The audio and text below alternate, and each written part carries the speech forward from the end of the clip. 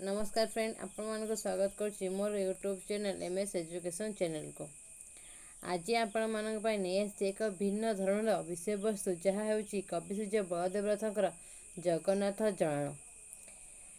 कवि सूर्य बलदेव रथंकर यह जलाण जाना आगु आसंत आमे कवि विषय रे किसी संक्षिप्त परिचय जानिबा।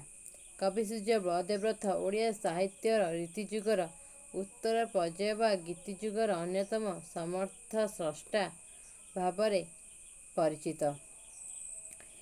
कवि सूर्य बलदेव रथ 1789 मसीहा श्री पंचमी तिथि गंजाम जिलार बड़खेमुंडी ग्राम जन्मग्रहण करछन्ति।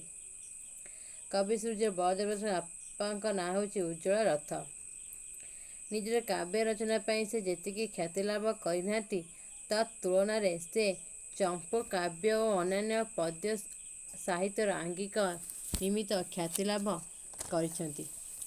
सरल तरल शब्द समूहर प्रयोग सहित भावर निखुण अभिव्यक्ति तांको पद्य रचना सबको कालजयी कराइबारे गुरुत्वपूर्ण भूमिका निर्वाह करिसेंति। तांकर अमर लिखनी निःशुद्ध साहित्य कृति गुड़िक हेउची काव्य भितर रही चंद्रकला, चंपू भितर किशोर चंद्र चंपू, रत्नाकर चंपू, संगीत कविता कल्लोलिनी और हास्य कल्लोलिनी।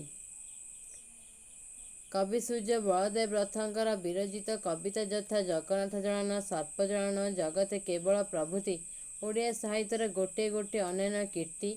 जगन्नाथ जलाण कविताटी कविता कल्लोलिनीर स्थानित होइछि। एही कविताटी कवि व्याजस्तुति छल जगन्नाथ को निजर जीवन दुखाभिव्यक्ति निवेदन करिसेंति। भक्ति सहित जुक्ति कविताटी को रसयुक्त कराई पारिसेंति। कविताटी कवि सूर्य जगन्नाथ निकटरे निजर हृदयर अभिमानपूर्ण अभियोग निवेदन करिसेंति। आसंत भी जानिबा कविताटी कौन आउ भल भाव बुझा। क्षीरमय सिंधु जेमा जीव बंधु तुम्भे त जगत पति टेकी समदृष्टि पतका कुपुणी एकी पक्षपात रीति हे महाप्रभु एकी पक्षपात रीति हे महाप्रभु। क्षीरमय सिंधु जेमा जीवबंधु तुम्भे त जगत पति टेकी सम दृष्टि पताका को पुणी एकी पक्षपात रीति हे महाप्रभु। कवि भाषा रे क्षीरमय सिंधु हेउछन्ति श्री जगन्नाथ। जेमा जीव बंधु क्षीरमय सिंधु बा क्षीरमय सागर सृष्टि होइतिबा माँ लक्ष्मींकर जीवबंधु हेउछन्ति श्री जगन्नाथ। से होउछन्ति जगतर पति। श्री जगन्नाथ से होउछन्ति जगतर पति। टेकी समदृष्टि पताका को पुणी एकी पक्षपात रीति। जगन्नाथ श्रीमंदिर रे जो पताकाटी रही से होउछि समस्तक पई समान होइथिले मध्य ये केउ प्रकार पक्षपात रीति हे महाप्रभु। आपणकर पताका यदि समस्तक पई समान ताहले एक ही पक्षपात रीति आपणक निकटरे एही भली ढंगरे कवि सूर्य बलदेव रथ महाप्रभु को भक्ति माध्यम जुक्ति बाढ़ी। आसंत जानिबे तापरी पद। केकी कला मु न कली केकी देला अबा मु अबा न देवी घेनिए ते सरी हेली हे महाप्रभु घेनिए ते सरी हेली हे महाप्रभु। केकी कला मु नकली केकी देला अबा मु न देवी घेनी एते सरी हेलिए महाप्रभु। कवि सूर्य बलदेव रथ कहउछन्ति किए कौन देला किए कौन कला जहाँ मु नकली किए कौन देला अबा मु न देली सेथिपाई मते एते सरी करुछ कि महाप्रभु। कवि सूर्य बलदेव रथ श्री जगन्नाथ को निजर भक्ति माध्यम पचारुछन्ति किए कौन तम पाई करिछि मु न करि नाही किए कौन तुमको देला मु देई नाही सेइथिपाई मते एते सरी करुछ एते दुख जंत्रणा दौच हे महाप्रभु आहार उत्तर मते दियो। तापर पदरटी कौन कहले आसंतु शुणिबा। ମୃଗ ଯୁଗତିକି ରଖିଲ ଯେ ନାସି, ମୃଗୟୁ ବିଦ୍ୱେଷ ଦାଉ। ଚରଣ ପଙ୍କଜ ସ୍ମରଣ ବିନାଶେ, କିସ କରିଥିଲା ଆଉ। ହେ ମହାପ୍ରଭୁ କିସ କରିଥିଲା ଆଉ। ଜନେ କହିବାର ଅନେକ ପରଜା, ମନେ କଲା ସିନା ମାତ୍ର ହେ ମହାପ୍ରଭୁ। ମନେ କଲା ସିନା ମାତ୍ର ହେ ମହାପ୍ରଭୁ। ମୃଗ ଯୁଗତିକି ରଖିଥିଲ ନାସି, ମୃଗ ବିଦେଶୀ ଦାଉ।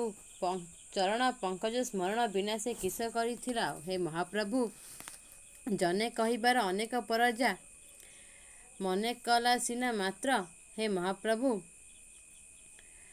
ଯେଉଁ ମୃଗଟିକୁ ବଞ୍ଚାଇଲ ଶିକାରୀ ପାଖରୁ, ସେ କ'ଣ କରିଥିଲା? ଖାଲି ତୁମର ପଦ୍ମ ପାଦକୁ ସ୍ମରଣ କରିଥିଲା ନା ଆଉ କିଛି କରିଥିଲା? ହେ ମହାପ୍ରଭୁ ଲୋକ କହିବାର ଶୁଣାଅଛି ଯେ ଅନେକ ପରଜା ବା ହାତୀ କେବଳ ତୁମର ନାମକୁ ସ୍ମରଣ କରିଥିଲା, ଯେଉଁଥିପାଇଁ ଆପଣ ତାଙ୍କୁ କୁମ୍ଭୀର ଦାଉରୁ ବଞ୍ଚାଇଥିଲେ। ହେ ମହାପ୍ରଭୁ କ'ଣ ପାଇଁ ଏପରି ପକ୍ଷପାତ ରୀତି କରୁଛ ମୋ ସାଙ୍ଗରେ?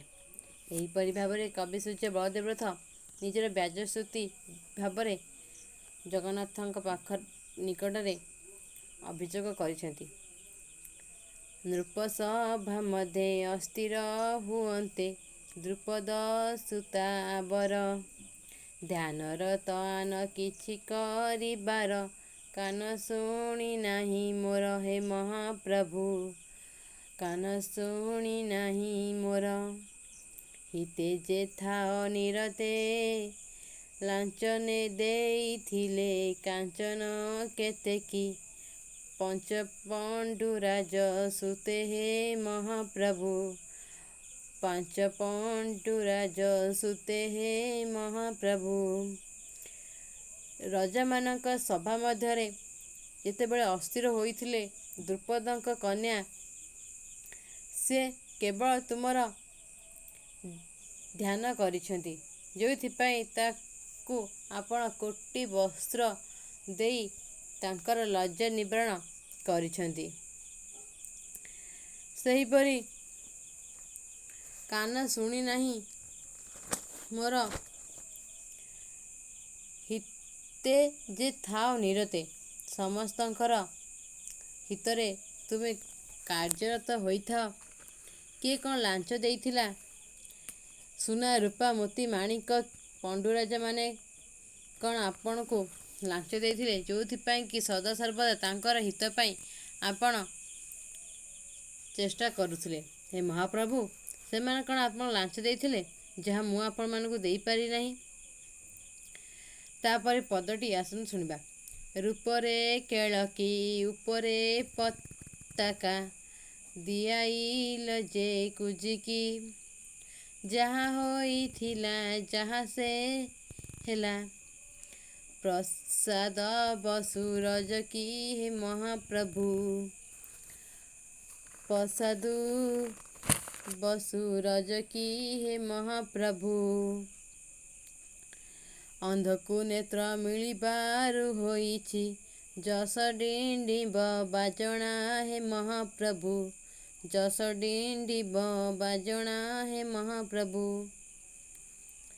ରୂପରେ କେଳତି ଉପରେ ପତାକା, ଦିଆଇଲ ଯେ କୁଚିକି। ଯାହା ହୋଇଥିଲା ଯାହା ସେ ହେଲା, ତୁମ୍ଭ ପ୍ରସାଦ ବସୁ ରଜକି। ହେ ମହାପ୍ରଭୁ ଜଗତେ ତ ତାହା ଜଣା, ଅନ୍ଧକୁ ନେତ୍ର ମିଳିବାରୁ ହୋଇଛି, ଯଶ ଡିଣ୍ଡିବ ବାଜଣା। ହେ ମହାପ୍ରଭୁ ରୂପରେ କ'ଣ ସେ ଥିଲା?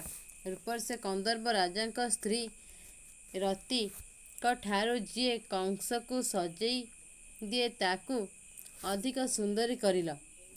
କଂସକୁ ଯେଉଁ ରଜକି ସଜେଇ ଦେଉଥିଲା, ସିଏ ରୂପରେ ଥିବା କନ୍ଦର୍ପ ରାଜାଙ୍କର ସ୍ତ୍ରୀ ରତିଙ୍କ ଠାରୁ ଉପରେ ହେଲା। ତାର ପତାକା ସୁନ୍ଦରତାର ପତାକା ଉପରକୁ ଉଡ଼ିଲା। କ'ଣ ଥିଲା ସେ ତାକୁ କ'ଣ କରିଦେଲେ?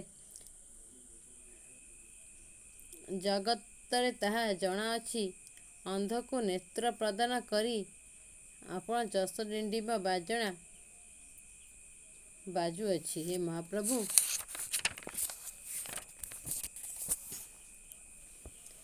ନବକୁବରଙ୍କ ଚରିତକୁ ବୁଧେ ବଳକୁ ଅଛନ୍ତି ଏବେ ହେ ମହାପ୍ରଭୁ। ପ୍ରହ୍ଲାଦକୁ ମହାହ୍ଲାଦ ଆପଣ କରିଛ ପରା ପୂରବେ ହେ ମହାପ୍ରଭୁ।